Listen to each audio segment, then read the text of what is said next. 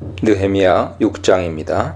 1절 느헤미야와 백성들의 헌신으로 말미암아 성벽 재건 공사가 많은 진척을 보이게 되었습니다. 이제 예루살렘 성문에 문짝을 다는 일만 남겨놓은 상태죠. 주위의 대적들 산발랏, 도비야, 아라비아 사람 게셈과 나머지 원수들은 이 소식을 듣고 어떻게 해서든 진행 중인 작업을 중단시키고자 안간힘을 씁니다. 아라비아 사람 게셈은 고고학적 자료에 게델의 왕, 총독이라는 칭호로 소개되고 있어 당시 팔레스틴 남부와 델타 지역까지 흩어져 살고 있던 게델 민족들 연합 족속이죠. 그 민족들의 총독이었던 것으로 보입니다.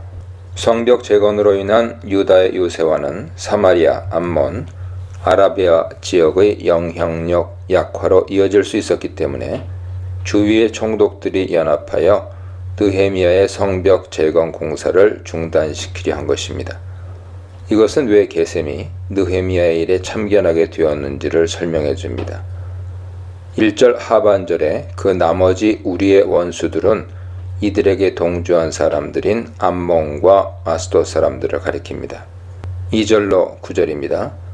성벽 재건이 거의 완성 단계에 이르자 산발락과 그 일당은 전략을 수정하여 공격의 대상을 전적으로 느헤미야 한 개인에 집중합니다. 3, 4장에서는 성벽 건축자들을 향했죠. 그리고 대적들의 방해도 더욱 교활하고 치밀한 방식으로 바뀌어갑니다. 지금까지 방법은 조소, 공갈, 협박이었죠. 산발락과 게셈은 느헤미야에게 사람을 보내 오너 평지 한 마을에서 만날 것을 제안합니다.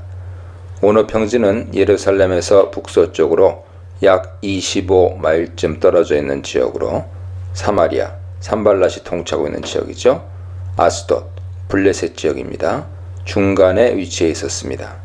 산발락과 게셈이 오너 평지를 선택한 이유는 그 지역이 산발랏의 고향 벳호론과 지리적으로 가까웠기 때문이거나 중립지역이기 때문에 느헤미야를 안심시킬 수 있었기 때문일 것입니다. 그들은 평화회담을 제안한 것처럼 위장해서 느헤미야를 은밀히 해치려 했습니다. 그렇지만 느헤미야는 이들의 회담 제의를 즉시 거절합니다. 공사의 완공을 앞둔 중요한 시점에서 책임자인 자신이 현장을 떠날 수 없다는 이유 때문이죠. 느헤미야의 말로 추측해 볼 때 느헤미야는 이들의 제안에 의심을 품고 있었던 것으로 보입니다. 산발락과 게셈은 포기하지 않고 4번이나 느헤미야에게 초청장을 보내지만 느헤미야의 결심은 흔들리지 않습니다. 느헤미야가 응하지 않자 산발랏은 다른 방법을 사용하는데 이번에는 신하를 시켜 느헤미야에게 봉하지 않은 편지를 전달하는 것입니다. 봉하지 않은 편지는 누구나 읽어볼 수 있는 흑색 선전용 편지를 말합니다. 봉하지 않은 편지를 사용한 것은 느헤미야에게 위기감을 불러일으키기 위함이죠. 이번에는 유언비어를 이용해서 성벽 재건을 중단시키려는 것입니다. 편지 내용에 의하면 느헤미야가 유대인의 왕이 되고자 아닥사스다 왕에게 반역을 꾀하고 있다는 소문이 유다와 이방 사람들 가운데 떠돌고 있다는 것입니다. 이미 느헤미야가 예언자들의 지원 아래 유다 왕으로 즉위할 준비를 마쳤다는 것입니다. 아닥사스다 왕에게 편지를 써서 유다 지도자를 참수하는 것은 수년 전 방백 르흠과 서기관 심세가 예루살렘 재건 공사를 멈추기 위해 사용했던 방식이기도 합니다. 에스라 4장 보세요. 산발랏은 아닥사스다 왕이 강 건너편 영지의 불안정한 정세에 매우 민감하다는 사실을 효과적으로 활용하고 있는 것이죠. 산발랏은 이 소문이 머지않아 아닥사스다 왕에게 알려질 수 있음을 알리면서 함께 만나 이 문제를 해결하자고 제안합니다. 그렇지만 느헤미야의 반응은 단호합니다. 그 소문이 산발랏이 지어낸 허구라고 하면서 산발랏의 제안을 묵살합니다.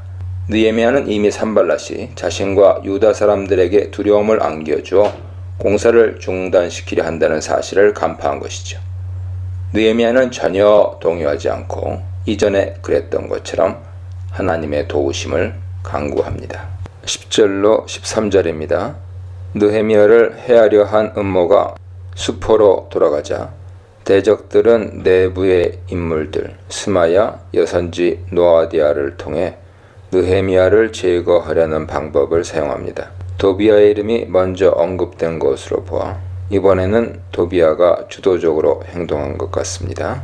산발락과 도비아는 당시 유다 지도층과도 친밀한 관계를 유지하고 있었습니다. 도비아는 예루살렘 제사장들과 유대 관계에 있는 자신의 위치를 활용해서 느헤미야와 제사장 그룹을 이간시키려고 합니다. 도비아는 예루살렘에 거주하고 있는 스마야라고 하는 사람을 시켜서 느헤미야를 성전 안으로 유인하려고 합니다. 스마야의 정체에 대해서 본문은 침묵하는데 문맥상 성전 예언자였던 것으로 보입니다. 12절 하반절 참조하세요. 10절 하반절의 스마야의 말은 예언자의 선포 형식으로 되어 있습니다. 느헤미야는 스마야가 두문불출하자 그를 찾아갑니다.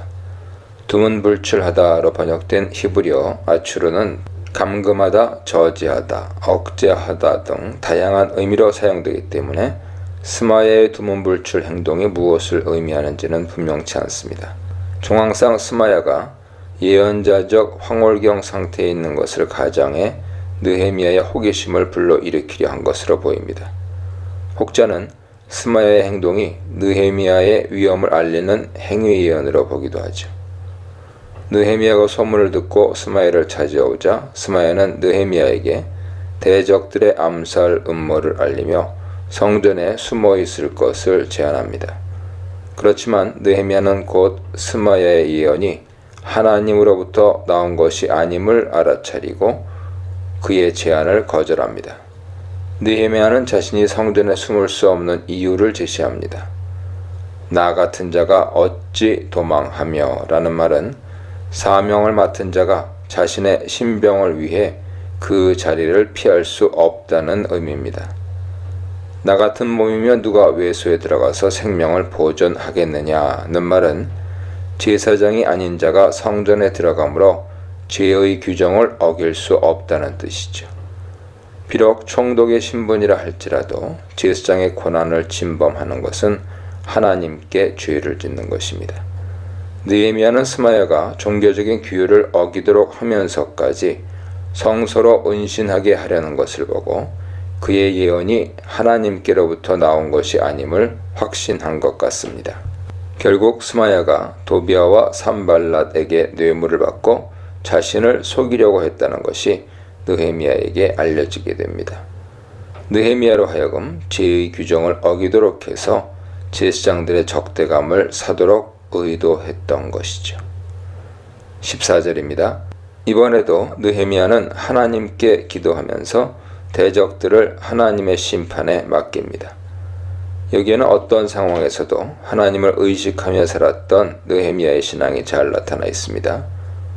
그러면서 느헤미야는 자신을 공격하는 일에 가담했던 여선지 노아디아와 다른 선지자들을 언급합니다. 산발랏, 도비야, 게셈의 위협이 외부로부터의 공격이라면 여선지 노아디아와 성전 내 거짓 선지자들은 내부의 적들이죠. 대적들은 페르시아 왕의 제거로 시작된 성벽 재건 공사를 공식적으로 방해하는 데 한계가 있어 공동체 내부 인사들과 연계하는 방법을 택한 것으로 보입니다. 이런 상황에서 느헤미야는 하나님의 과업을 이루기 위해 안팎의 방해 세력과 싸웠던 것이죠. 꿋꿋하게 하나님만 바라보고 맡은 일을 이루어가는 느헤미야의 지도력이 돋보입니다. 15절입니다. 성벽 공사의 완성을 보도하는 15, 16절은 내용상 1절과 연결됩니다. 대적들의 집요한 반대에도 불구하고 느헤미야는 성벽 공사를 시작한 지 52일 만에 완공합니다. 본문은 그 시점을 엘르롤 25일로 밝힙니다. 엘르롤은 유대력으로 여섯째 달로 양력 8, 9월에 해당합니다. 학자들에 따라서는 바벨론의 연대기를 근거로 이날을 주전 445년 10월 2일로 보기도 합니다. 예루살렘이 파괴된 이후 140여 년 동안 그 누구도 해내지 못한 성벽 재건 사업을 느헤미야는 예루살렘에 도착한 지 100일도 채 되지 않은 기간 동안 이루어낸 것이죠. 학자들에 따라서는 느헤미야가 그토록 짧은 시간에 큰 일을 이루었다는 사실에 대해서 회의적인 태도를 보이기도 합니다. 아마도 그러한 의구심 때문에 요세푸스는 실제 소요된 공사 기간을 2년 4개월로 보도합니다. 그렇지만 다음 몇 가지 사항을 고려할 때 본문의 사실이 확인됩니다. 첫째, 3장의 자료를 근거로 볼 때 중건한 지역은 주로 북쪽의 양문에서 남동쪽의 샘문까지 지역에 집중되어 있다는 사실입니다. 즉, 예루살렘 동쪽 지역은 보수에서 거의 빠져 있습니다. 여러 골짜기가 위치한 동쪽 지역이 크게 훼손되지 않아 공정의 상당 기간을 단축할 수 있었던 것으로 보입니다. 아마도 느헤미야는 예루살렘 도착 직후 밤에 성벽을 탐사하는 과정에서 이것을 파악했을 것입니다. 둘째, 예루살렘 성벽이 학자들의 생각만큼 실제로 그렇게 크지 않다는 것입니다. 고고학적 자료에 의하면 성벽의 둘레는 약 2.6km 정도로 추정됩니다. 셋째, 에스라 4장 12절에 의하면 아닥사스다 시절에 예루살렘 성읍이 어느 정도 재건되고 있었기 때문에 느헤미야의 재건 사업이 공사의 시작을 의미하는 것은 아니란 점입니다. 이런 상황을 고려할 때 52일의 기간이 전혀 불가능한 것은 아닐 것이죠. 본문은 이 일이 하나님의 기적적인 도움으로 이루어졌음을 강조합니다. 본문이 52일이라는 숫자를 언급하는 것이 이것을 암시하죠. 16절로 19절입니다. 성벽 재건 공사가 완공되었다는 소식은 대적들과 이방 족속들에게 두려움과 낙담을 안겨주었습니다.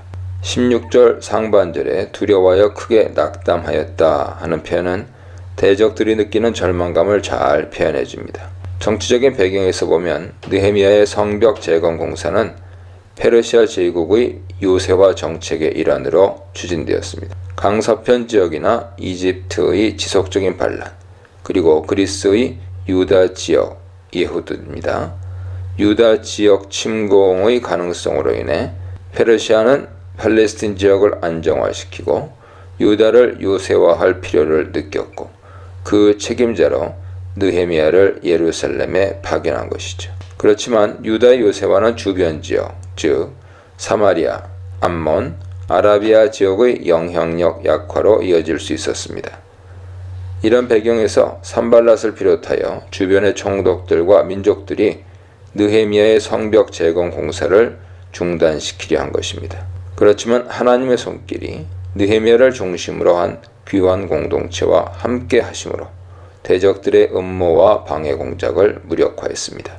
그리고 대적들은 공사가 그토록 빨리 진행된 배경에 이스라엘의 하나님 야훼의 손길이 함께 하셨음을 알게 되었습니다. 결국 대적들의 방해가 오히려 하나님의 주권과 능력을 귀환 공동체와 주변 백성들에게 알리는 기회가 된 것입니다. 17절로 19절은 성벽 공사의 완공으로 대적들의 공격이 완전히 사라진 것이 아님을 밝힙니다. 성벽 공사는 완성되었지만 아직도 남아있는 일이 있기 때문이죠. 17절 상반절에 그때는 앞의 내용과 관련하여 어느 부정확한 시기를 가리킵니다. 성벽 공사가 완공된 이후에도 대적자들이 다시 느헤미야를 모함하려고 한 사건을 소개합니다. 암몬 사람 도비아는 대제사장을 비롯해서 예루살렘의 지도자들과 돈독한 유대 관계를 형성하고 있었습니다. 도비아와 유다의 귀족들은 편지를 주고받으면서 긴밀하게 소통하고 있었습니다. 본문은 이들 사이의 친밀한 관계 배경에 도비아가 유다 지도층 인사들과 맺은 혼인 관계가 자리하고 있음을 밝힙니다. 그는 스가냐의 사위였고 그의 아들 여호하난도 무슬람의 딸을 아내로 맞이했습니다. 도비아는 그 외에도 많은 유다 사람들과 정치 경제적인 동맹을 맺고 있었던 것으로 보입니다. 혹자는 예루살렘에 도비아와 우호관계를 맺고 있는 그룹이 존재했다고 보기도 합니다. 19절 상반절에 그들이 도비아의 선행을 내 앞에 말하고 라는 말은 이 견해를 지지하죠. 이들은 아마 주변국들과 경제적인 교류를 맺는 등 개방정책을 지향하므로 느헤미야의 지도력과 갈등을 빚고 있었던 것으로 보입니다. 도비아는 자신이 맺고 있는 유다 사람들과의 관계를 최대한 이용해서 느헤미야를 어려움에 빠뜨리고자 시도한 것입니다. 틈새 허용하지 않기, 기도로 분별하기, 계략 이기기, 하나님이 완성하시다, 큰 장애물을 제거하시다에 대해 묵상해 보시기 바랍니다. 느헤미야 7장입니다. 1절로 3절. 성벽 공사가 완성된 후에 느헤미야는 마지막 남은 공사인 성문에 문짝을 다는 일을 마칩니다. 그렇다고 해서 성벽 재건의 모든 일이 끝난 것은 아닙니다. 이제부터는 예루살렘 성읍과 성전을 잘 지키고 유지하는 것이 중요한 문제입니다. 이를 위해 느헤미야는 성전 문지기와 노래하는 자들과 레위 사람들을 세웁니다. 아직도 대적들의 위협이 상존하는 만큼 예루살렘의 경계를 지속할 필요가 있었습니다. 느헤미야는 앞으로 있을 수 있는 모든 가능성에 대비해 세부적인 방어 체계를 확립합니다. 그는 자신의 동생인 하나니와 영문의 관원인 하나냐를 예루살렘 성읍의 경비 책임자로 세웁니다. 느헤미야는 자신의 동생 하나니를 책임자로 세운 이유를 밝히는데 그가 충성스러운 사람이요 하나님을 경외함이 있어 본을 보였기 때문입니다. 충성스러운 사람 이쉬 에메트는 그가 중요한 일을 맡을 수 있을 만큼 신실한 사람임을 의미합니다. 느헤미야가 하나니에 대해 별도의 소개를 하지 않은 이유는 그가 유다 공동체에 비교적 잘 알려진 인물이었기 때문일 것입니다. 느헤미야는 예루살렘 성문 경비와 관리에 대한 지침을 하달합니다. 그것은 해가 환하게 뜨기 전까지는 문을 열지 않고 파수할 때는 문을 닫고 성문에 빗장을 지르는 것입니다. 파수할 때 문을 닫는 것은 날이 어두워지기 전에 성문을 닫는 것을 의미하죠. 이렇게 지시한 이유는 대적들의 위험에 효과적으로 대처하기 위함입니다. 느헤미야는 예루살렘 주민도 경비를 서는 일에 참여하도록 하고 성벽 접경 지역 주민들은 자기 집 맞은편 성벽을 경비하도록 지침을 내립니다. 백성들이 예루살렘 성을 지키는 일에 책임감을 갖고 참여하도록 한 것이죠. 4절입니다. 성벽이 완공되고 경비 체계가 확립되므로 예루살렘 성읍은 드디어 적들의 공격으로부터 안전하게 보호받을 수 있는 도성의 면모를 갖추게 됩니다.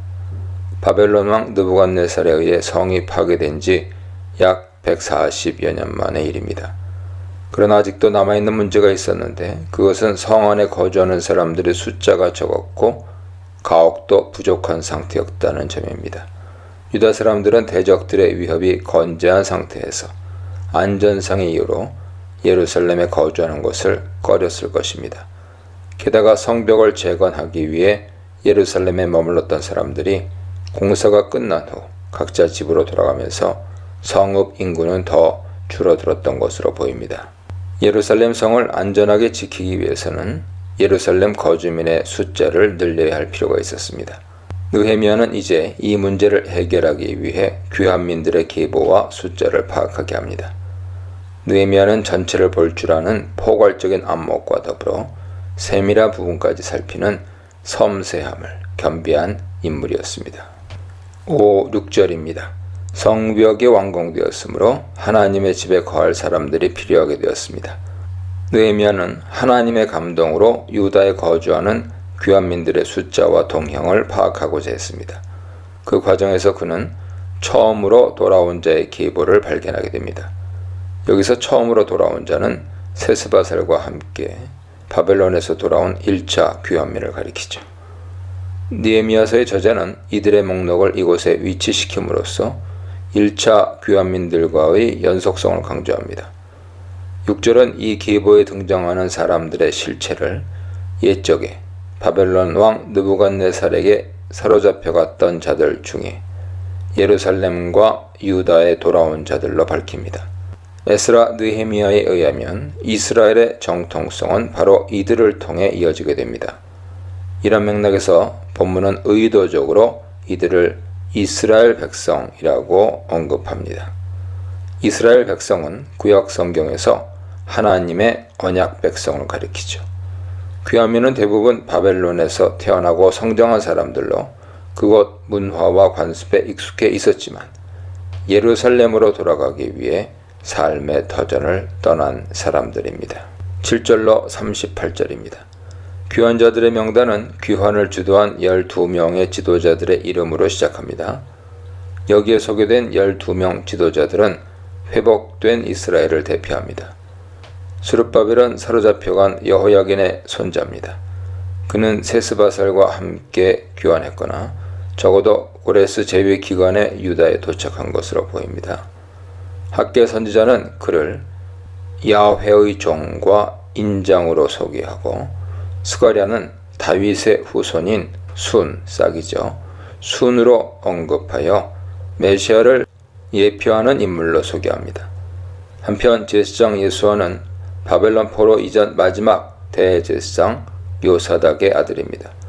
따라서 맨 먼저 언급되는 스룹바벨과 예수아는 각각 정치와 종교 면에서 귀환 공동체를 대표하는 인물이라고 할 수 있습니다. 지도자들의 명단에 이어 일반 백성들의 목록이 소개됩니다. 이들의 이름은 귀환자들의 명단에서 가장 많은 지면을 차지합니다. 전체 내용은 소개하는 방식에 따라 가문별 목록 8절로 24절이죠. 성읍별 목록 25절로 38절로 구분됩니다. 먼저 가문에 따른 소개는 바로스 가문으로 시작합니다. 바로스가 먼저 소개되는 것으로 보아 당시 잘 알려진 가문인 것 같습니다. 이후로 가문들의 소개는 24절의 하립 자손까지 이어집니다. 전체 15,604명입니다. 가문에 따른 소개 다음에 성읍별 목록이 제시됩니다. 이 목록은 베들레헴 사람을 시작으로 스나 자손까지 총 8,650명입니다. 이들을 지명에 따라 기록한 이유는 그들의 가계를 정확하게 밝힐 수 없거나 족보가 부정확했기 때문일 것입니다. 지도자들의 이름과 더불어 일반 백성들의 이름을 나란히 소개하는 것은 성전 재건과 공동체 회복에 이들의 자발적인 참여가 있었음을 강조하기 위함입니다. 39절로 60절입니다. 일반 백성들의 목록에 이어 제사장들과 레위인들의 목록이 제시됩니다. 제사장 중에는 가장 먼저 예수아의 집 여다야 자손의 숫자가 소개되죠. 예수아의 집으로 소개되는 것으로 보아 여다야 자손은 대제사장 예수아가 속했던 가문인 것 같습니다. 제사장들의 목록은 다윗 시대 24개 가문과 달리 4 가문만 언급되는데 아마도 제사장들 중 일부만 귀환길에 올랐으며 다른 제사장 가문들은 훗날 귀환한 것으로 보입니다. 에스라 8장 참조하세요. 귀환한 제사장들의 총수는 4,289명으로 전체 인원의 약 10분의 1에 해당합니다. 제사장에 이어 레위 사람들의 목록이 세 부류로 나뉘어 소개됩니다. 맨 먼저 등장하는 그룹은 호디아 자손 73명이죠. 다음으로 노래하는 자들인 아삽 자손으로 148명입니다. 이들은 포로 이전에 주로 성전에서 예전 음악을 담당했던 사람들입니다. 마지막으로 138명의 문지기 자손들입니다. 노래하는 자들과 문지기들을 레위 사람들과 구별해서 소개하는 것으로 보아 당시 정식 레위인으로 분류되지는 않았던 것 같습니다. 레위인들의 전체 숫자는 제사장들의 숫자에 비해 훨씬 적습니다. 이것은 레위 자손들이 예루살렘 귀환에 소극적이었음을 반증하죠. 레위인들에 이어 46절부터는 성전의 일을 도왔던 사람들을 열거합니다. 이들은 느디님 사람들로 불리는데 전체 35명의 이름들이 열거됩니다. 등장하는 이름들 가운데는 생소한 이름들이 있습니다. 시하, 하수바, 르신, 바르고스, 시스라 등이죠. 이는 그들의 이방 배경을 암시합니다. 구약 성경에 의하면 느디님 사람들은 기브온 사람들과 연결되어 이스라엘의 노예들로 간주되거나 일부는 전쟁포로 후예들이었던 것으로 보입니다. 민수기 31장 보세요. 그렇지만 에스라 느헤미야에서 느디님 사람들은 성전 봉사자들을 가리킵니다. 에스라 7장 보세요. 느헤미야 당시 이들 중 일부는 예루살렘 성벽 공사에 참여했으며 율법 준수를 서약했던 사람들로 소개됩니다. 끝으로 57절에 솔로몬의 신하의 자손은 솔로몬 당시 강제 노역에 동원되었던 이방 사람들의 후손들로 느디님 자손과 함께 소개되고 있는 것으로 보아 후에 느디님 사람으로 동화된 것으로 추측됩니다. 열왕기상 9장 보세요. 61절로 65절입니다. 귀환민들 가운데는 델렐라, 델하르사, 그룹, 아산, 인멜에서 올라온 사람들이 있었습니다. 이 지명들은 포로로 끌려간 유대인들의 정착지로 정확한 위치는 알려져 있지 않습니다. 이들은 안타깝게도 조상의 가문과 기보를 밝힐 수 없는 사람들입니다. 이 가운데는 제사장들도 포함되어 있었습니다. 성전 제의가 더럽혀지지 않도록 하기 위해 이들의 제사장 직무는 정지되었고 우림과 둠밈을 가진 제사장이 일어나기 전까지 지성물 먹는 것이 금지되었습니다. 귀환 공동체가 족보를 중요하게 여기는 이유는 포로 이후 공동체 안에 남아있던 이방 요소를 제거하고 예루살렘 성전 중심으로 순수한 신앙 공동체를 이루려 했기 때문입니다. 66절로 73절입니다. 귀환민들의 숫자는 남정과 여정 7,337명, 그리고 노래하는 남녀 245명을 포함하여 총 49,942명입니다. 귀환민들이 돌아올 때 가축들을 데리고 왔다는 사실은 그들이 경제적으로 상당히 윤택했음을 암시합니다. 에스라 느헤미야 문맥에서 이들의 귀환은 제2의 출애굽과 같은 의미를 지닙니다. 족장들 가운데 일부는 성전 건축을 위해 많은 양의 기부금을 드렸는데 이것은 옛적 이스라엘 백성들이 성막 건축을 위해 자신들의 물품을 하나님께 드리는 것과 유사합니다. 7장을 끝으로 귀환민들의 정착을 보고합니다. 7장의 명단은 바벨론에서 돌아와 성전 건축과 공동체 재건에 헌신한 사람들과 그 후손들을 밝히는 의미를 지닙니다. 이들이 바로 새 역사를 이루어갈 주인공입니다. 적재적소에 사람을 배치하다. 예루살렘 이주 계획. 예배를 위해 돌아온 자들. 지도자들의 솔선수범에 대해 묵상해 보시기 바랍니다. 느헤미야 8장입니다. 1절. 8장에서 10장 단락은 귀환 공동체의 수문 앞 광장에서의 집회와 언약갱신 의식을 다룹니다.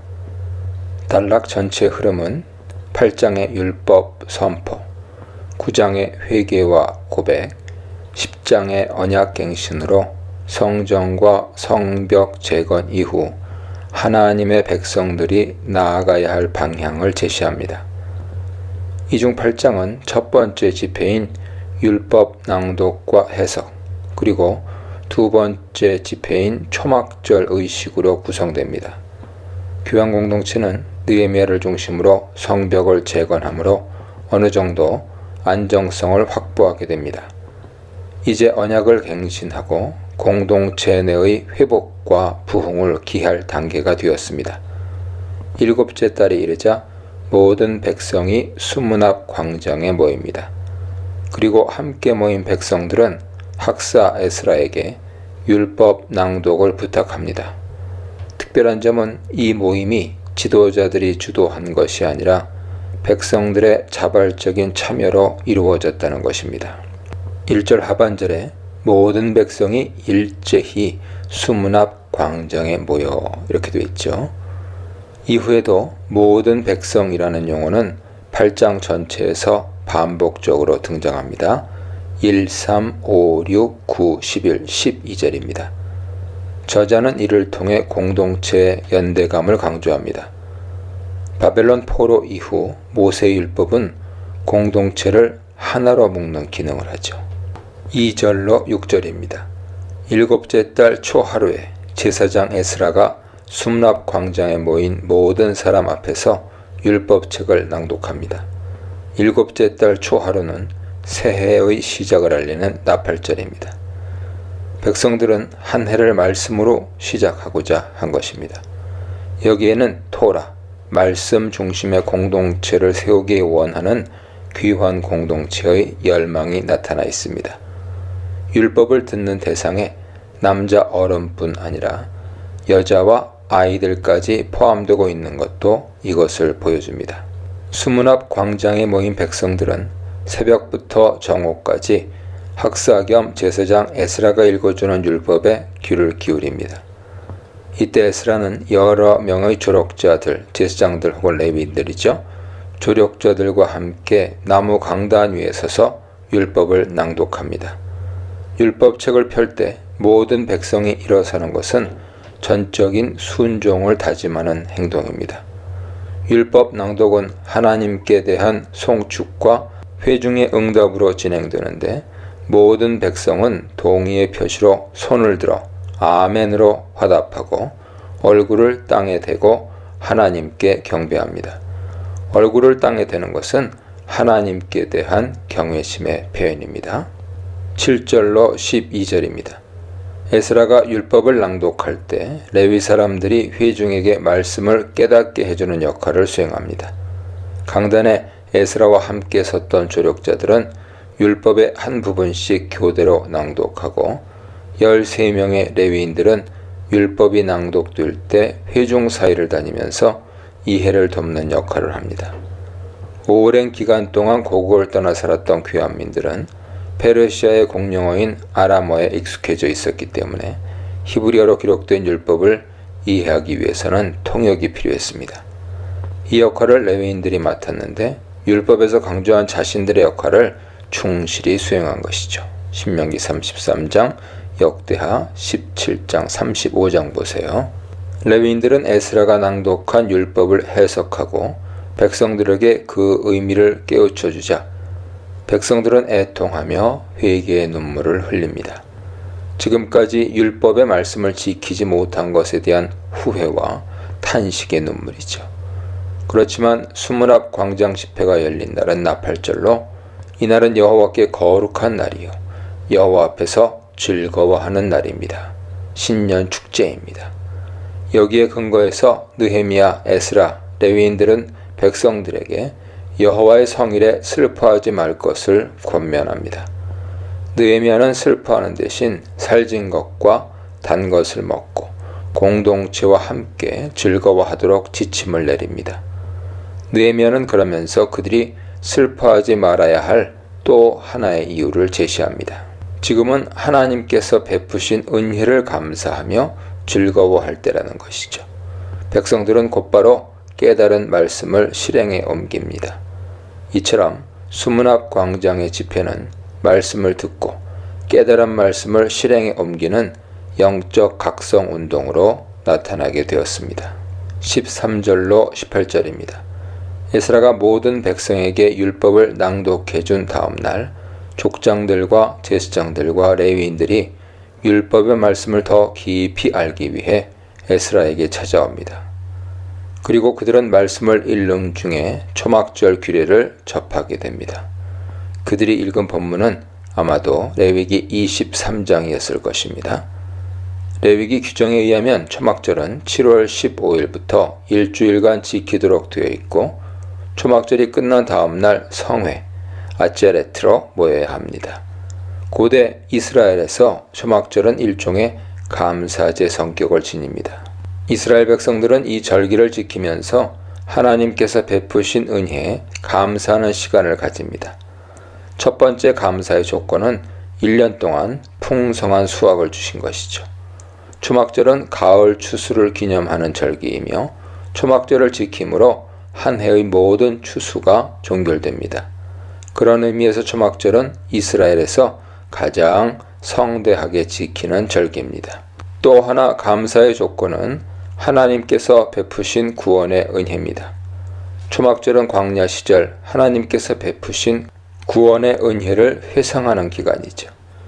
이런 배경에서 이스라엘 백성들은 초막절 기간 동안 아름다운 나무 실과와 종려나무 가지와 무성한 나뭇가지와 시내버드를 가져다가 초막을 짓고 그곳에서 지내야 합니다.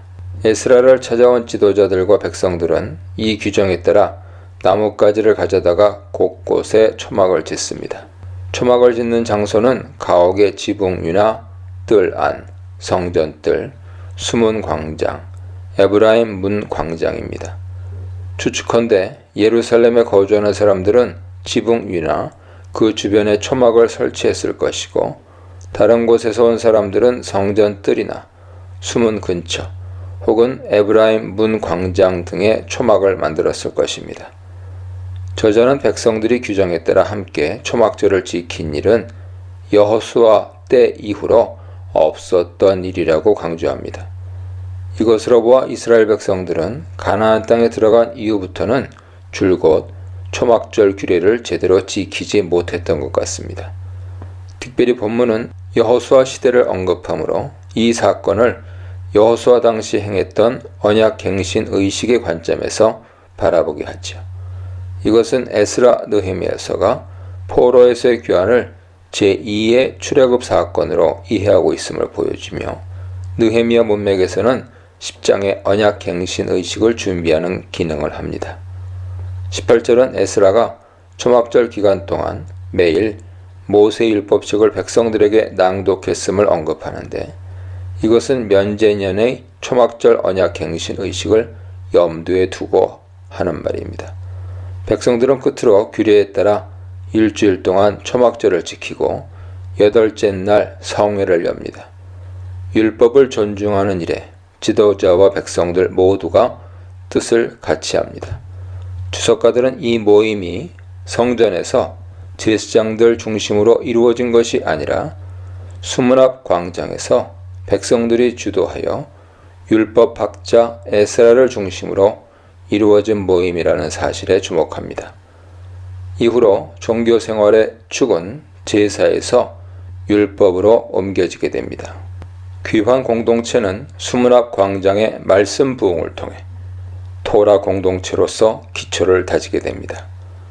예루살렘 성전이 제2의 중심인 것처럼 율법, 토라는 귀환민들의 삶과 정신에 있어 기둥과 같은 역할을 하게 된 것입니다. 백성의 요구, 지도자의 화답, 말씀이 준 울음과 웃음, 열정적인 지도자들 훈련, 말씀으로 회복된 절기에 대해 묵상해 보시기 바랍니다. 느헤미야 9장입니다. 1, 2절. 초막절 집회가 끝난 직후 백성들은 곧바로 금식 성회를 개최합니다. 그들은 느헤미야와 에스라의 권면에 따라 하나님을 기뻐하는 시간을 가진 후에 이제 자신들과 조상들의 죄를 자복합니다. 백성들, 이스라엘 자손은 다 같이 모여 금식하며 굵은 베옷을 입고 티끌을 무릅습니다. 이스라엘 자손이라는 용어는 주로 12지파로 구성된 언약 공동체를 가리키지만 여기서는 귀환민들을 의미합니다. 저자는 이 용어를 통해 이스라엘의 정통성이 이들에게 있음을 암시하죠. 굵은 베옷을 입는 것은 회개의 표시며 머리에 티끌을 무릅쓰는 행동은 극도의 슬픔을 나타냅니다. 그들은 모든 이방 사람들과 절교하고 자신들과 조상들이 지은 죄와 허물을 자복합니다. 절교하다로 번역된 히브리어 바달은 구분하다, 분리하다, 잘라내다라는 뜻을 지닙니다. 본문에서 자신들의 죄와 조상들의 죄는 이방 사람과 통혼하며 그들의 문화와 종교를 받아들이는 것을 암시합니다. 그들이 모든 이방 사람과 분리하는 것은 거룩한 백성이라는 자의식과 관계됩니다.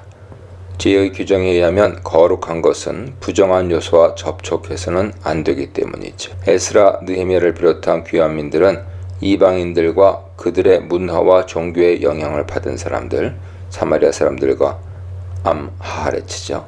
사람들을 제의적으로 부정하다고 여긴 것이죠. 에스라, 느헤미야는 이방인과의 분리를 신앙의 순수성, 정체성 확립 차원에서 바라봅니다. 이것은 귀환 공동체가 처해 있던 정체성의 위기를 겪고 있는 특별한 상황과 연관되어 있습니다. 금식하며 죄를 자복하는 모습은 대속죄일 의식을 연상케 하죠. 이런 이유에서 주석가들은 7월 24일 성회를 대속죄일 의식과 관련시켜 해석하기도 하지만 날짜에 있어서 차이가 납니다. 대속죄일은 7월 10일이죠. 레위기 16장 23장 보세요.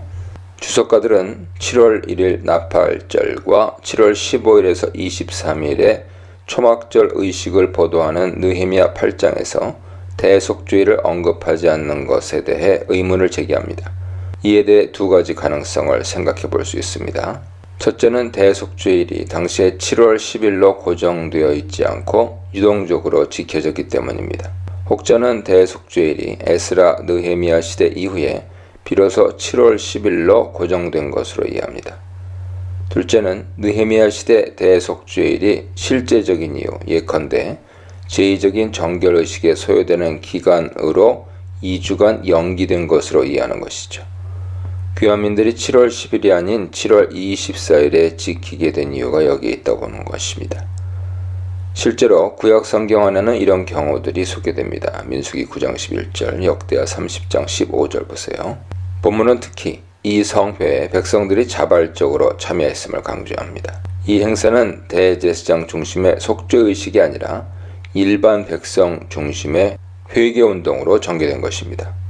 어쩌면 대제사장 중심의 대속죄일 대신 백성의 역할을 부각하기 위해 본문이 의도적으로 대속죄일에 대해 침묵하고 있을 수 있다는 주석도 있습니다. 3절로 5절 상반절입니다. 백성들은 낮 4분의 1 동안 서서 율법의 말씀에 귀를 기울입니다. 낮 4분의 1은 약 3시간에 해당합니다. 오전 6시부터 9시까지죠. 백성들이 금식하며 낮 4분의 1 동안 서서 율법을 듣는 것은 말씀에 대한 갈급함과 하나님의 뜻을 찾고자 하는 열정을 보여줍니다.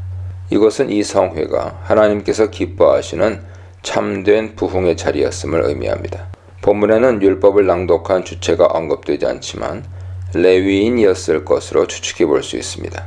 느헤미야 8, 9장에서 레위인들의 율법 낭독은 3번에 걸쳐서 소개됐죠. 백성들은 율법의 말씀을 듣고 곧바로 죄를 자복하며 하나님 여호와께 경배합니다. 그때 8명의 레위인은 단에 올라서서 큰 소리로 하나님께 기도하는데 그들은 예수와 바니, 감미엘, 스바냐, 분니, 세레바, 바니, 그나니입니다.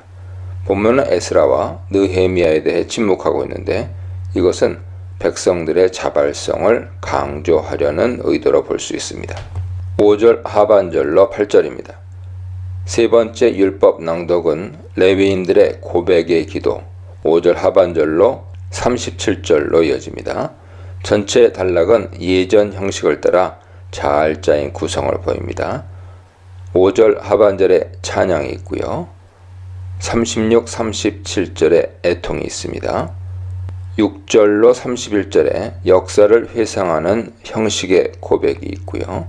33절로 35절에 현재 죄에 대한 고백이 있습니다. 그리고 중간에 32절에 청원이 있습니다.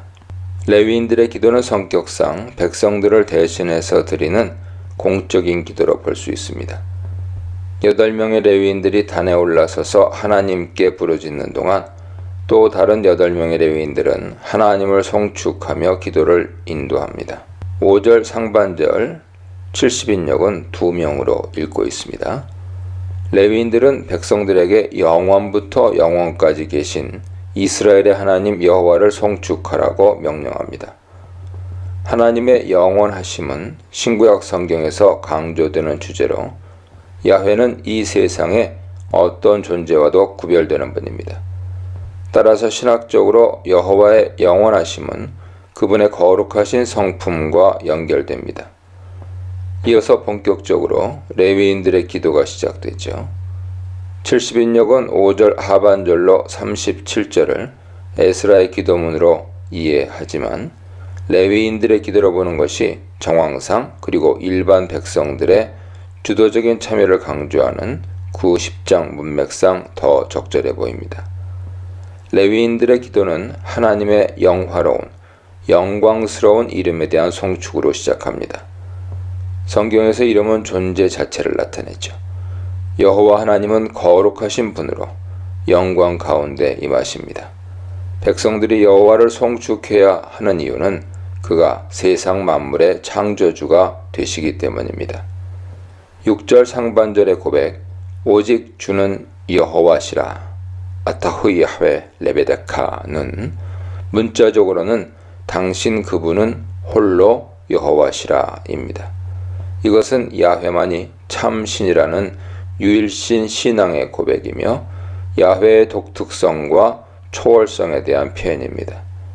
하나님을 송축하는 대상에는 하늘의 천사들도 포함되는데 그 이유는 그분이 하늘과 땅과 바다에 있는 모든 것을 지으신 분, 창조주이시기 때문입니다. 레위인들의 기도는 창조주 하나님에 대한 고백에 이어서 이스라엘의 조상 아브라함을 부르신 것에 대한 회고로 이어집니다. 아브라함의 이야기는 앞으로 전개될 이스라엘의 구원을 준비합니다. 8절 상반절은 하나님께서 아브라함의 마음이 충성됨 혹은 신실함을 보셨다고 말합니다. 아브라함은 하나님의 부르심에 즉각적으로 응답하여 가는 곳마다 하나님께 제단을 쌓죠. 본문은 아브라함의 신앙을 이스라엘이 따라야 할 본으로 제시합니다. 하나님께서는 아브라함과 언약을 맺으시고 가나안 땅에 대한 약속을 주십니다. 8절 하반절은 땅에 대한 약속이 아브라함의 후손, 그의 씨에게 한 약속임을 강조하죠. 아브라함의 후손을 여기에 언급한 것은 귀환 공동체가 가나안 땅을 차지할 자격이 있음을 암시합니다. 하나님께서는 아브라함에게 하신 약속을 지키심으로 자신의 신실하심을 입증하셨습니다. 하반절에 주는 의로우심이로다 키 차딕 아타는 이것을 의미합니다.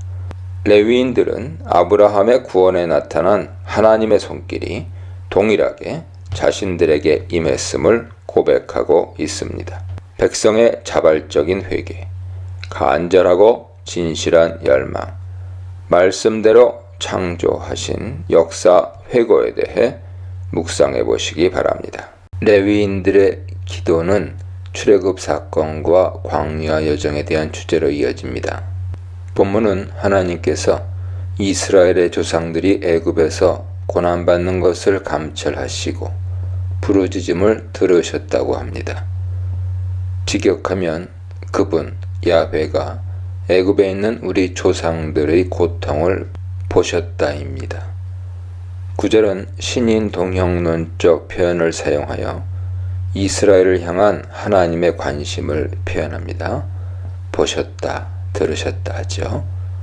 하나님의 눈은 자기 백성을 향하고 그분의 귀는 자녀들의 간구에 기울이십니다. 하나님께서는 아브라함과 맺은 약속을 이루기 위해 이스라엘 백성들의 고난의 현장에 찾아오신 것이죠. 하나님의 구원 역사는 출애굽 사건과 홍해 사건에서 결정적으로 드러납니다. 10절과 11절은 각각 애굽에서의 10가지 재앙에 대한 사건과 홍해 사건을 요약합니다. 본문은 하나님께서 바로와 그의 백성을 치신 이유를 그들의 교만함 때문이라고 밝힙니다. 하나님의 역사 개입은 그의 백성들에게는 구원으로 하나님을 대적하는 세력에게는 심판으로 나타납니다. 따라서 출애굽 사건은 단순히 이스라엘 백성만을 위한 사건으로 끝나지 않습니다. 그것은 야훼께서 친히 영광을 받으시는 사건이요 온 땅의 주가 되심을 만방에 선포하는 의미를 지닙니다. 출애굽 사건의 절정은 홍해 사건으로 나타나죠. 하나님께서 백성들의 부르짖음을 들으시고 그들의 기도에 응답하십니다. 이스라엘의 부르짖음에 대한 응답은 하나님께서 홍해를 가르시고 바로의 군대를 수장한 사건으로 나타납니다. 이스라엘 백성들은 직접 바다 가운데를 육지같이 통과하고 바로와 애굽의 군대가 깊은 물에 잠기게 된 것을 목격한 것입니다. 애굽에서의 10가지 재앙과 홍해 사건은 야훼께서 이스라엘을 위하여 싸우신 사건, 야훼 전쟁 혹은 거룩한 전쟁으로 대대로 전해지는 공동체적 신앙 전승의 핵심입니다. 12절로 21절까지는 광야 전승에 관한 내용을 다룹니다. 광야 생활을 회고하는 12절로 21절은 하나님께서 공급하시는 은혜 모티프가 백성들의 반역을 감싸는 구조로 되어 있습니다. 12절로 15절에서 하나님의 공급하심을 말하고 19절로 21절에서 하나님의 공급하심을 말하는데 그 사이에 16절로 18절에 백성들의 반역 이야기가 끼어져 있죠. 이 구조에서 하나님의 자비와 백성들의 배은망덕이 극명한 대조를 이룹니다. 이스라엘 백성들로 하여금 홍해를 건너게 하신 하나님은 광야에서 그의 백성을 낮에는 구름 기둥으로 밤에는 불 기둥으로 인도하셨습니다. 출애굽 사건은 시내산의 언약 체결과 율법 수요로 이어집니다. 하나님께서 이스라엘을 구원하신 이유는 그들을 하나님의 언약 백성으로 삼아 거룩한 백성, 제사장 나라로 세우기 위함입니다. 거룩한 백성, 제사장 나라는 이스라엘의 존재 이유가 되죠. 하나님께서는 이스라엘 백성들에게 언약 백성의 표징으로 율법을 주셨습니다. 따라서 언약 체결과 율법 수요 사건은 성격상 밀접하게 연관되어 있습니다. 이스라엘 백성에게 율법은 언약 백성으로 살아가는 데 필요한 삶의 지침입니다. 율법을 통해 이스라엘 백성들은 하나님의 자녀로 거룩한 백성으로 살아갈 수 있게 됩니다. 그런 의미에서 율법은 그의 자녀들을 향한 하나님의 선물입니다. 본문은 율법을 가리키는 다양한 용어, 정직한 규례, 진정한 율법, 선한 율례와 계명을 사용하므로 율법의 중요성을 강조합니다. 그 율법은 하나님의 종 모세를 통해 주신 것입니다. 율법을 강조하는 문맥에서 거룩한 안식일을 별도로 언급하는 것은 바벨론 포로 이후 안식일 규정이 특별한 중요성을 갖게 되었음을 보여줍니다. 이후 안식일 규정은 유대인들에게 모든 율법의 기본이 됩니다. 레위인들의 기도는 다시 광야 여정의 이야기로 돌아갑니다. 이번에는 하나님께서 이스라엘 백성들의 구체적인 필요를 채워주셨음을 회고합니다. 하늘에서 만나를 내리시고 반석을 통해서 물을 공급하신 사건이죠. 성경은 이스라엘 백성들이 가나안 땅에 들어갈 때까지 만나의 공급이 계속되었음을 증언합니다. 여호수아 5장 12절 보세요. 애굽에서의 구원, 시내산의 언약 체결, 광야 40년의 여정은 이스라엘에게 베푸신 전적인 하나님의 은혜입니다. 16절로 18절입니다. 이 단락은 출애굽 이후 이스라엘의 결정적인 반역 사건을 다룹니다. 정탐꾼 사건과 금송아지 사건이죠. 여기에서 시간적으로 후대인 가데스 바네아 사건을 먼저 언급한 이유는 이것이 땅 약속과 직접 관계된 사건이기 때문입니다. 10명의 정탐꾼의 불신앙적인 보고는 백성들 사이에 큰 동요를 불러일으켰고 급기야 다른 지도자를 세워 애굽으로 돌아가려는 반역으로 발전합니다. 이것은 하나님의 구원 사건을 무효화하는 행위이며 하나님께 대한 직접적인 반역입니다. 이런 배경에서 본문은 반역적인 의미의 패역하다, 마라라는 용어를 사용합니다. 본문은 이러한 행동을 이스라엘이 교만하여 목을 굳게 하여 주의 명령을 듣지 아니한 행동으로 표현합니다. 여기에서 교만하여 목을 굳게 한 행동은 출애굽기에서 바로와 애굽 백성들의 모습을 연상케 하죠. 이제 이스라엘이 바로처럼 하나님의 징계와 심판의 자리에 서게 된 것입니다. 그렇지만 이스라엘의 반역에도 불구하고 하나님께서는 버리지 않으셨는데 범죄의 결과로 광야에서 마땅히 죽어가야 했지만 그렇게 않으셨는데 그것은 바로 그분의 성품 때문이었습니다. 하나님은 은혜로우시며 긍휼이 많으시며 노하기를 더디하시며 인자가 풍부하신 분입니다. 이렇게 큰 은혜에도 불구하고 이스라엘의 반역은 계속됩니다. 본문은 광야 시절 또 한 번의 반역적인 사건을 언급하는데 아론의 금송아지 사건입니다. 이것은 창조주 하나님을 송아지 형상 안에 가두는 행위로 하나님을 모독하는 범죄죠. 백성들의 반역, 하나님의 긍휼, 백성들의 반역으로 이어지는 광야 시절의 회고는 하나님의 은혜와 이스라엘의 반역을 극명하게 대비시킵니다. 19절로 22절입니다. 이스라엘 백성들의 반역을 언급한 후 레위인의 기도는 하나님의 인도하심의 주제로 돌아갑니다. 광야 시절 이스라엘의 반복적인 배교에도 불구하고 하나님께서는 그의 백성을 광야에 버리지 아니하셨습니다. 하나님께서 변함없는 은혜를 베푸시어 구름기둥과 불기둥으로 인도하시고 만나와 물을 공급하셨습니다. 주의 선한 영을 주사 백성들을 가르치셨습니다. 주의 선한 영을 주신 이 사건은 하나님의 영이 회중의 지도자들에게 임한 사건을 가리키는 것으로 보입니다. 하나님께서는 율법에 대한 무지가 하나님께 대한 반역으로 나가지 않도록 특별한 조치를 취하신 것이죠. 광야 시절에 대한 회고는 40년 여정에 대한 전체적인 평가로 끝맺습니다.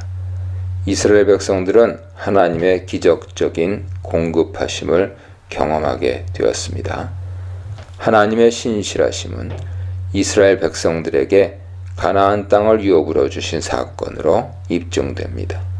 하나님께서 요단 동편 아모리 족속의 땅을 이스라엘 백성이 차지하게 하셨는데 이는 임박한 가나안 땅 정복을 예고하죠. 이스라엘의 불순종과 반역에도 하나님께서는 아브라함에게 하셨던 약속을 이루십니다. 약속을 지키신 구원의 여정, 반역을 참아낸 사랑의 여정에 대해 묵상해 보시기 바랍니다. 23절로 25절입니다. 레위인의 기도는 출애굽 사건과 광야 전승에서 가나안 땅 정복 사건에 대한 주제로 넘어갑니다. 이 단락에서는 하나님께서 아브라함에게 하신 약속, 씨와 땅에 대한 유업이죠. 그 약속을 이루셨음을 강조합니다.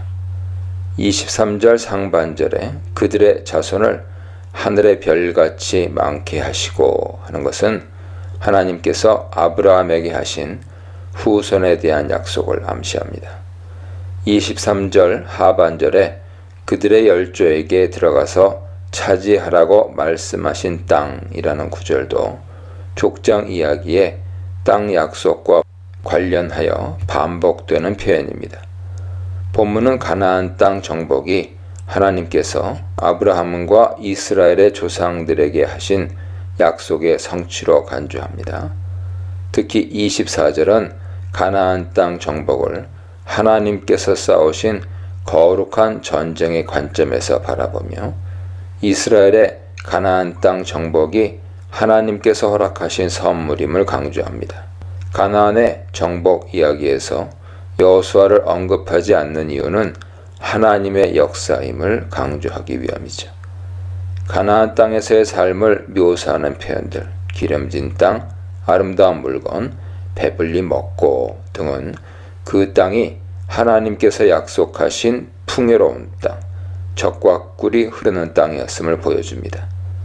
이스라엘의 가나안 정복과 정착을 소개하는 이 단락은 하나님께서 이스라엘에게 베푸신 은혜와 축복이 얼마나 크고 놀라운가를 보여줍니다.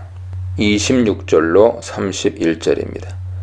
약속의 성취에 이어 레위인들의 기도는 가나안 땅에서 겪은 이스라엘의 실패담을 회상합니다. 전체 단락은 선지자들의 경고를 무시한 백성들에 대한 언급을 처음과 끝 26절과 30절에 위치시킴으로써 사사시대와 왕정 시대를 동일한 불순종과 배교의 시대로 묵습니다. 사사기의 증언에 의하면 가나안 땅에서의 역사는 불순종과 배교의 시대로 요약되죠. 반복되는 이스라엘의 배교에 대한 하나님의 반응은 이방 대적들을 통한 징계로 나타납니다. 이전에는 대적들을 이스라엘의 손에 넘기신 하나님께서 이제는 이스라엘을 대적들의 손에 넘기십니다. 이것은 이스라엘이 그들의 배교로 말미암아 하나님의 대적이 되었음을 의미합니다. 따라서 사사기 문맥에서 대적들의 압제는 이스라엘의 배교에 대한 하나님의 징계입니다. 그렇게 하신 하나님의 의도는 징계를 통해 하나님께 돌아오도록 하기 위함이죠. 이스라엘이 대적들의 압제로 고통당할 때 혹은 부르짖을 때 하나님께서는 구원자, 사사를 세워 대적들의 압제에서 구원하셨습니다. 진노 중에도 긍휼을 베푸시는 하나님의 모습을 보여주죠. 그렇지만 이스라엘은 평안, 노하우를 얻은 후에 다시 배교의 상태로 회귀합니다. 우상 숭배는 하나님과 맺은 언약을 깨뜨리는 결정적인 행위로 하나님께서는 언약적인 책임을 물으십니다. 이스라엘의 반복적인 불순종과 배교는 죄와 유혹의 자리를 떠나지 못하는 인간의 연약함을 여실히 보여줍니다. 그런 면에서 이스라엘의 역사는 인류의 이야기이기도 합니다. 이스라엘이 행한 배교의 근원은 하나님의 말씀을 버린 것이죠.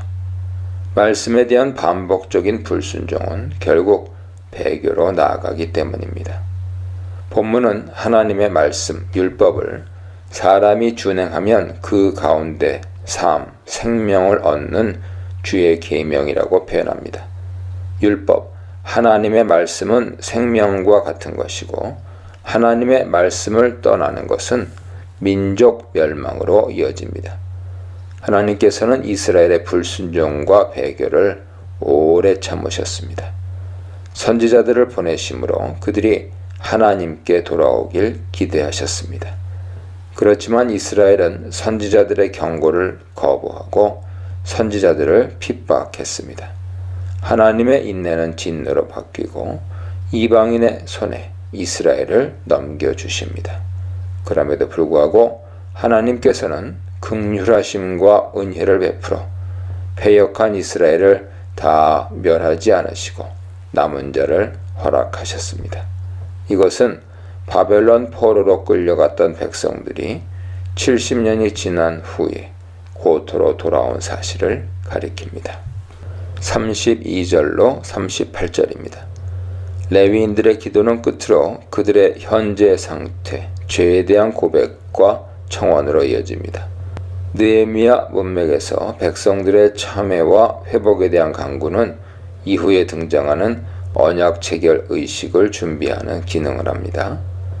이 단락은 주제의 전환을 나타내는 베아타 그리고 이제 구문으로 시작하는데 이러한 형식은 시편에서 현재의 고통에서 구원해 주시길 간구하는 문맥에서 나오죠. 시편 39편 7절 보세요. 레위인들은 하나님께서 그의 백성이 당하는 고통을 감찰하시고 이전의 상태로 회복해 주시길 기도합니다. 32절 하반절에 아수르 왕들의 때로부터 오늘까지는 북이스라엘의 멸망, 주전 722년부터 귀환 이후의 시점을 가리킵니다. 그들은 먼저 선조들과 자신들의 죄악을 심판하시는 하나님의 공의로우심을 인정합니다. 그리고 이어서 실패의 원인을 두 가지로 요약하는데 첫째는 이스라엘이 율법을 버리고 하나님을 거역했다는 것입니다.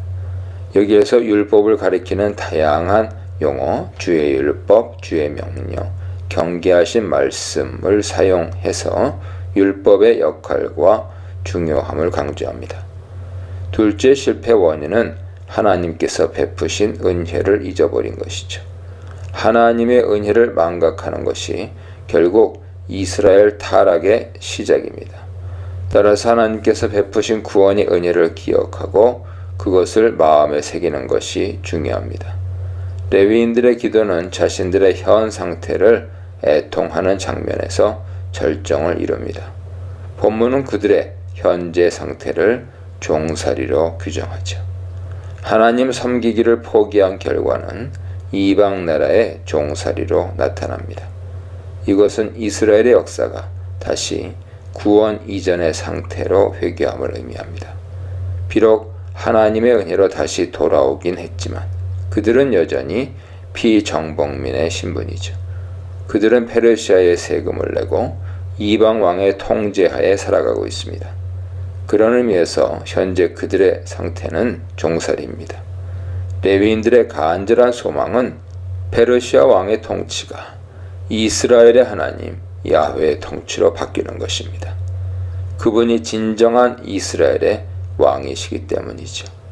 이제 방백들과 레위인들과 제사장들이 언약을 새롭게 하고 하나님께 헌신을 다짐합니다.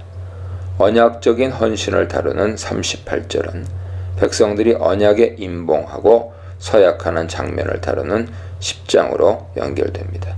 이런 배경에서 히브리어 성경 마소라 텍스트는 38절을 10장의 도입으로 간주합니다. 견고한 언약을 세우다로 번역한 히브리어는 카라트 아마나로 언약 체계를 의미하는 일반적인 히브리어 구문 카라트 베리트와 비교할 때 베리트 자리에 아마나가 들어가 있습니다. 아마나는 원래 신실함 혹은 충성스러움을 의미하며 언약의 의미로 사용된 경우는 이것이 유일하죠. 이 단어와 동일한 어근 네만 충성스러우니 아브라함 언약을 언급하는 장면에 나옵니다. 저자는 의도적으로 이 단어를 사용하여 앞으로 체결되는 언약을 아브라함 언약의 연속으로 간주하며 언약에 참여하는 백성들이 아브라함처럼 언약에 신실하게 반응할 것을 요청합니다. 레위인들의 역사 회고의 기도는 하나님의 긍휼하심과 율법에 대한 순종이 매우 강조된 형태로 나타납니다. 13, 14, 26, 29, 34절 보세요. 율법에 대한 강조는 바벨론 포로기 이후 귀환 공동체에게 토라가 가지는 중요성과 위치를 보여줍니다. 신명기 표현을 빌자면 하나님 사랑은 말씀 사랑으로 표현되어야 한다는 것이죠. 약속을 지키신 창조주 하나님, 배반을 이기신 하나님의 사랑, 긍휼과 은혜를 구하는 기도에 대해 묵상해 보시기 바랍니다.